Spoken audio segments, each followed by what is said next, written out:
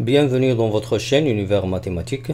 Dans cette vidéo, on va voir comment calculer l'aire de la partie rouge. Cette partie rouge, c'est un rectangle, bien sûr, avec deux autres rectangles, l'un à droite avec la surface 30 unités et l'autre rectangle à gauche avec la surface 18 unités. Avec deux longueurs, bien sûr, la longueur 6 cm et 9 cm ou bien 6 unités, 9 unités.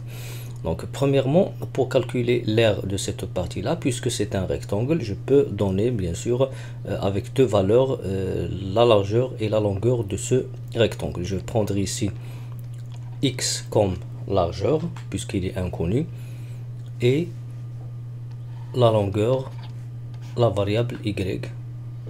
Donc lorsque je veux calculer bien sûr l'aire de cette partie-là, bien sûr qui est un rectangle, l'aire de cette partie-là ou bien de ce rectangle, c'est le produit x fois y.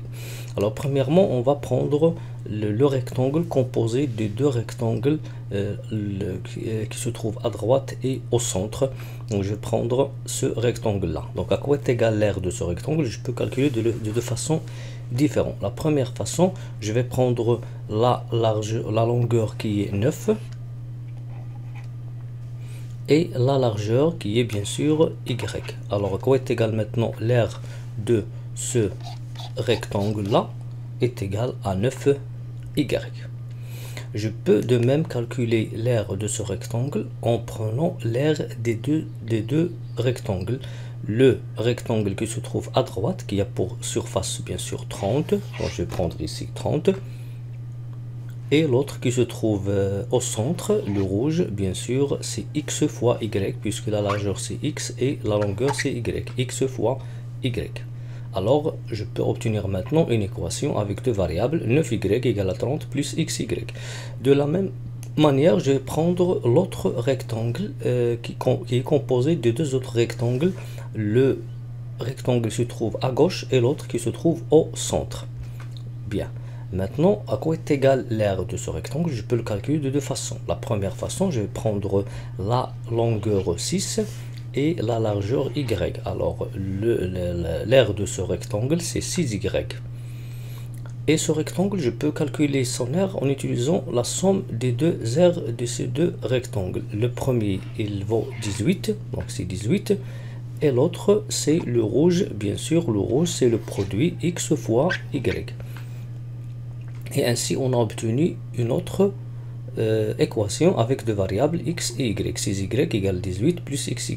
Bien sûr, pour déterminer l'aire, il suffit de trouver le résultat x fois y, ou bien je peux définir la valeur de y et après la valeur de x. Ici, bien sûr, on remarque que j'ai la même expression xy.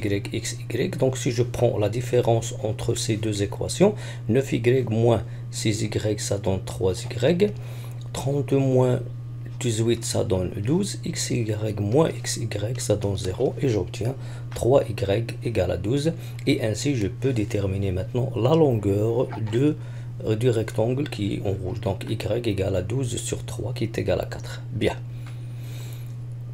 Maintenant, soit je peux déterminer la valeur je peux bien sûr remplacer ici y par 4, ici par 4 et déterminer la valeur de x et après calculer le produit x fois y, ou bien je peux déterminer directement la valeur x fois y qui désigne l'aire de la partie rouge ou bien du rectangle rouge. Bien, je vais prendre soit la première équation ou bien la deuxième équation. Donc je vais prendre la deuxième, 9y égale à 30 plus xy. Donc puisqu'ici j'ai x fois y qui désigne bien sûr l'aire du rectangle rouge, alors je peux directement remplacer y par 4 et déterminer la valeur xy. Donc à quoi est égal xy maintenant? C'est 9y moins 30. Lorsque je déplace 30 à gauche, c'est 9y moins 30. Maintenant, je garde xy puisqu'il désigne l'aire et je remplace y par 4. Alors xy égale à 9 fois 4 moins 30. 9 fois 4, ça donne 36. Donc le produit xy égale 36 moins 30. Et après xy est égal à 6. Et xy, c'est quoi? C'est le produit de la longueur de ce rectangle avec la largeur de ce rectangle. Par suite, xy, c'est l'aire de ce rectangle rouge. Donc xy est égal à 6.